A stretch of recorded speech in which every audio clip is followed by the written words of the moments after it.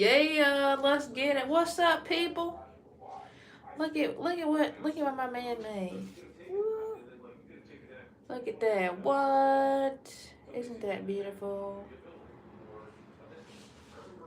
I know it is. Mm-hmm. You want one of these? What? Sorry, these are for someone. But you can get your own personalized notebook. Beautiful. Beautiful.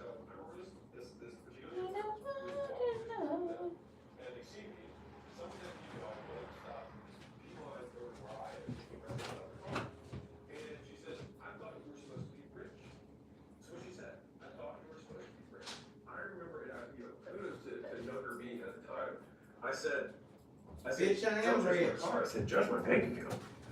And that worked. She was like, oh, okay, good way to think about it. Then we walked in, it was all good, right? But I remember that story because people do judge a book by its cover, but she was not very rich. And so she was judging me in that way. And so don't get poor people rich, right? Because poor people rich will keep you poor. So like, look at the Zucks and the Bezoses, right? Like they dress like regular people. Now, to be fair, they try to brag in other ways with their $300 billion yachts, but you know, relative to $100 billion, it's literally less than 1% of their income, which is absurd, right? I mean, I remember for me, I spent 16 months trying to figure out my Darwin outfit, right? 5 pieces that work for the gym, restaurant, work, or the pool, right? And sometimes I have to negotiate my winter restaurants that Layla wants to eat at because of the dress code. But at the end of the day, for me, I can travel for weeks with a small backpack and keep my entire wardrobe in my bedside table. And so for me, that's more valuable. Now, I want to be clear. There are some people who like, nice suits and stuff, and there's nothing wrong with that. And maybe in some season of my life, I'll do that. But I think the key is that you're doing it for you and not for anyone else. You want to buy time, not stuff, so it continues to compound. So what's going to help you compound faster? 8. So what makes you compound all this even faster?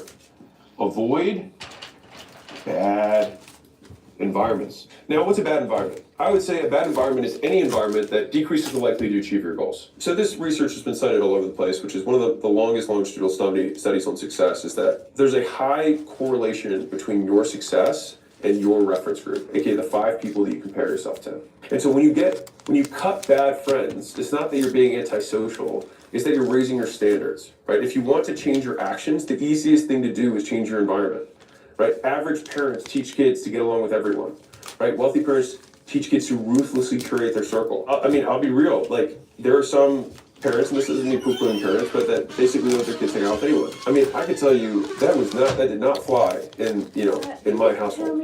Anybody who was going to hang out with me when I was a kid, I'm not saying, and obviously now, but like, I didn't know that my parents were helping me in that way when I was younger. Is that they made sure that the people that I was friends with were cool. And by cool, I mean like going somewhere, like not scrubs, right? If you're ambitious and young, and you have friends who are less ambitious than you, don't be friends with them. And then find people who are more ambitious than you, and don't let them be more ambitious than you. Because if your friends don't have goals, your goal should be to get new friends.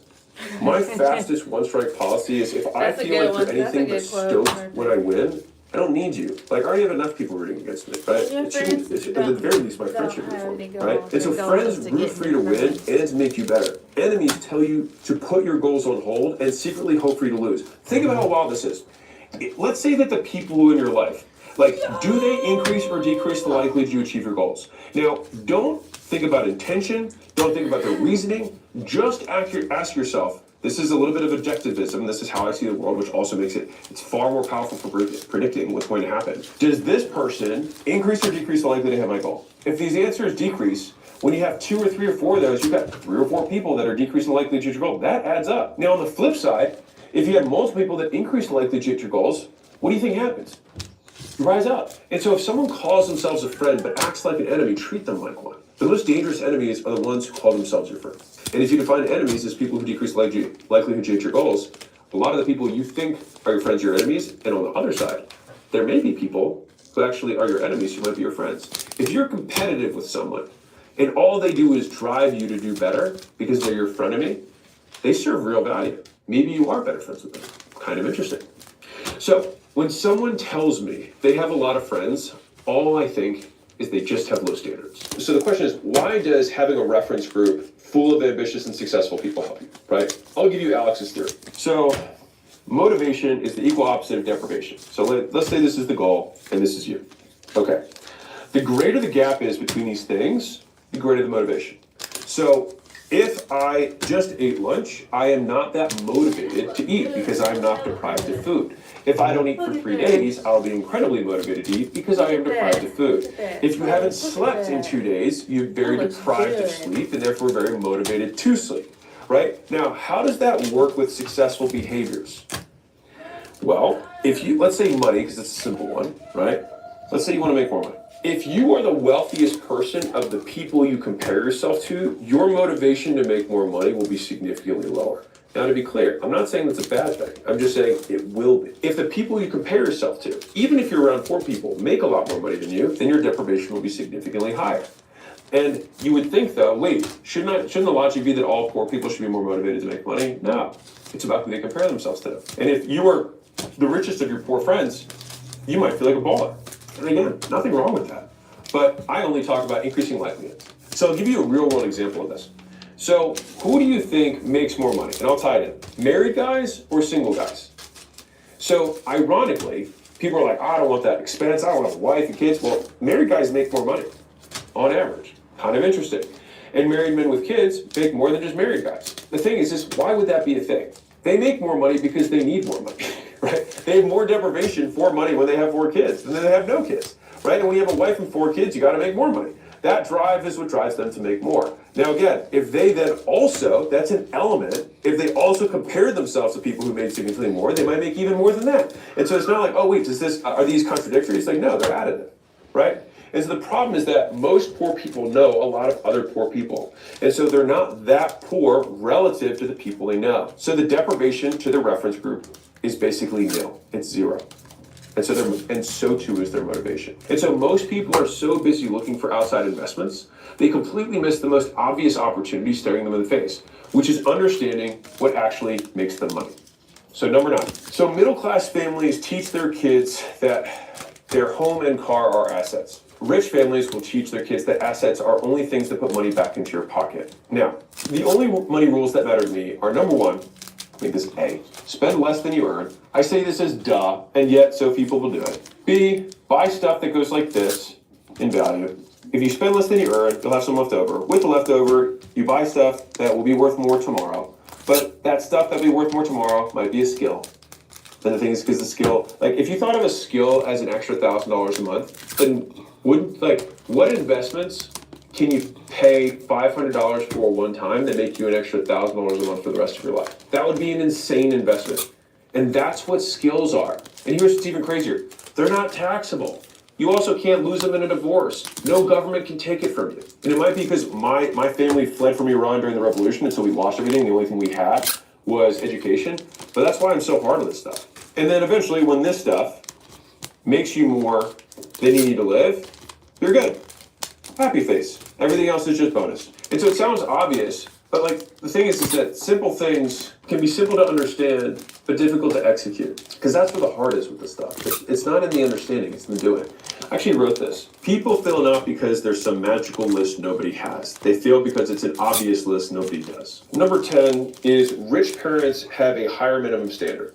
So what does that mean? So there's a couple ways to think about this. So number 1 is that rich parents will talk in different orders of magnitude, in different increments. This is the classic example, like Warren Buffett, when asked to do a mic check, was like 1 million, 2 million, 3 million. And it's just like, and I know it's this joke at the time, but I thought about that because like when I was a younger kid, I used to count my money in how many Chipotle burritos I could buy. And then as I got older, it turned into a larger increment, which for me was actually the number of customers I had to sell in order to make something. And then over time, basically it was just number of units of something that I've had to sell in order to get whatever I want. It's just the unit of thing has just stayed stagnant and the cost of those things have gone up. Rich parents simply won't allow their kids to go below or accept opportunities that are below the minimum. So I'll give you a different example. So there's a guy that I know who grew up rich, all right, super rich, New York rich. He has somehow been able to make, call it $400,000, $500,000 a year for the vast majority of his adult life with basically no skills. like, he does nothing. Like, I'm very confident, like, he actually does nothing. And what's interesting, though, is that, like, he's had to go from thing to thing, because eventually people will figure that out. But he will stand there in a negotiation, and they're like, hey, you know, we'll pay you $385,000. He's like, I'm not working here for less than $450. And the crazy thing is because he just, like delusionally, just like he would rather be broke than be someone who makes less than that. And so like I think that is kind of the declarative knowledge, those standards that are passed down. Like that is probably some of the biggest gifts. It's like, of course you're not going to do that. It's not worth your time. And so they simply wait for better opportunities. That's really it. Like they just won't say yes to something that's not as good, and they'll just wait. And so like think about it in a guys and girls scenario. Like, there are tons of poor guys who have, like, hot girls. And there's tons of ugly dudes who have hot girls who aren't rich. Right? There are. They exist. Believe they exist. What separates them from the other guy who's equally bad looking, who doesn't have the hot girl? The other guy just went on more dates or waited longer. Just kissed more toads, whatever you want to say, right? Eventually, there's going to be some crazy, hot enough girl that's just like, you know what? He's my kind of ugly. And it works. And that's the thing that I think a lot of poor parents don't transfer their kids. It's like there's a significantly higher amount of volume, and because they know it's possible, and rich kids aren't smarter than poor kids. They might be more educated, but not smarter. And so if them, why not you? And so another big difference between these, so this is number 11. I forgot to write down number 10, but we'll say number 10, min standards. Actually, I'm gonna add one more thing to that. So one more on minimum standards is that the measuring stick they use to measure is bigger, right? They're measuring increments, like listen to the examples that people are talking about that they claim are a lot around you. So if you meet somebody and they're like, it was like $1,000, right?